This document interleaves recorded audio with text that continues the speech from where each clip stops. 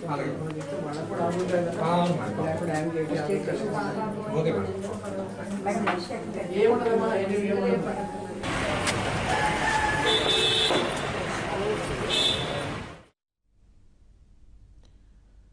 యువతులు ప్రేమ పేరుతో మోసపోయాక పోలీసులను పెద్దలను ఆశ్రయిస్తున్నారని ఇది సరైన పద్ధతి కాదని ఏపీ మహిళా కమిషన్ చైర్పర్సన్ నన్నపనేని రాజకుమారి అన్నారు.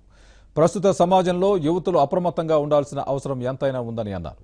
సెల్ ఫోన్ల వలన సగం మంది పాడైపోతున్నారని అన్నారు. మేజర్లమంటూ కొందరు పెళ్లిళ్లు చేసుకుంటున్నారని, వారిలో మరికొందరు మోసపోయి లబోదిబోమని అంటున్నారని నన్నపనేని రాజకుమారి వ్యాఖ్యానించారు. ఇలాంటి వారి వల్ల తల్లిదండ్రులు కూడా ఇబ్బందులు పడుతున్నారని, అందుకే పెళ్లి వయసును పెంచాలంటూ జాతీయ మహిళా కమిషన్కు నివేదిక పంపామని చెప్పారు. విశాఖలో కట్నం కోసం భర్త చేతిలో వేధింపులకు గురైన రాజేశ్వరిని, అనుమానాస్పద స్థితిలో చనిపోయిన జ్యోత్స్న కుటుంబాన్ని నన్నపనేని రాజకుమారి పరామర్శించారు.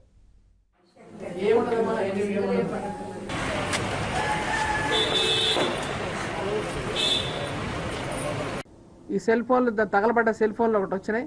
అదేదో మెసేజ్ పాస్ చేయడానికో తల్లిదండ్రులు మీ క్షేమం గురించి చెప్పాల్సింది పోయి మీ చావు వార్తలు చెప్పడానికి సెల్ ఫోన్లు, మీ జీవితాలు నాశనం చేయడానికి సెల్ ఫోన్లు, లేకపోతే మీ ఎవడెవడితో తిరిగాడు ఆ సెల్ ఫోన్లు, ఎవడెవడు మిమ్మల్ని మోసం చేస్తున్నాడు ఆ సెల్ ఫోన్లు, అవి టెక్నాలజీ అంతా దానికి ఉపయోగపెడుతున్నారు. దేనికది?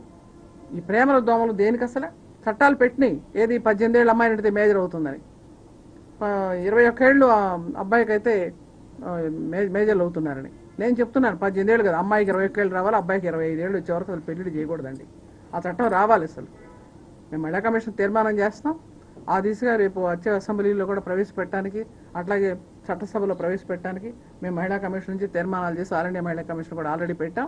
మళ్ళీ పెడతాం. మళ్ళీ ఆ ప్రయత్నం చేస్తాను. నేను జీవితాలు నాశనం చేసుకుంటున్నారు చదువుకోమని పంపిస్తే. అబ్బాయిలు నమ్మడం, మళ్ళీ నాకు ఫోన్లు చేయడం, 7 సంవత్సరాల నుంచి, 2 సంవత్సరాల నుంచి, 3 సంవత్సరాల నుంచి, 7 నెలల నుంచి సహజీవనం చేసాం, ఫ్రెండ్షిప్ చేసాం, నమ్మించాడు, మోసం చేశాడు, నట్టేట ముంచాడు, నేను సముద్రంలో దూకుతా, లేకపోతే నా సూసైడ్ చెప్తే గతి లేదు అని మాట్లాడటం మొదలు పెడుతున్నారు అమ్మాయిలు. నాకు జాలి కన్నా చాలా కోపం వస్తూ ఉంది. ఎందుకనంటే మీ కాళ్ళ మీద మీరు నిలబడాలి. మీ తల్లిదండ్రులు చదివిస్తున్నారు, చదవండి. మీ స్కాలర్షిప్లు ఇస్తుంది ప్రభుత్వం, చదవండి. మీకు ఉద్యోగ అవకాశం క్యాంపస్ సెలక్షన్ కండి. పోనీ అంత ర్యాంకులు తెచ్చుకోకపోయినా పాస్ కండి. అమ్మాయిలు ముందున్నారన్న సంగతి పేపర్లో చూడండి. అమ్మాయిలు ర్యాంకులు సాధిస్తున్నారన్న సంగతి పేపర్లో చూడండి. ఆ దిశగా మీరు ప్రయత్నించండి. స్పోర్ట్స్లో రాణించండి.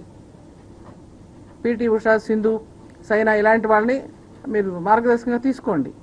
లేదా నిన్న మొన్న చూడండి, చిన్న గుడిసెలో ఉండేవాడు ఒక ఆటో వాడు పిల్లల దగ్గర నుంచి ఐఏఎస్లు పాస్ అయ్యారు. వాళ్ళని స్ఫూర్తిగా తీసుకోండి.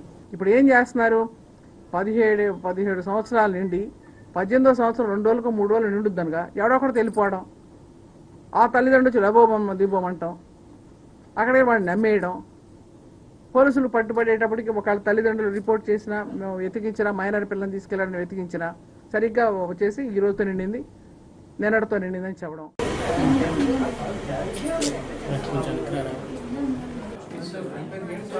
అలాగే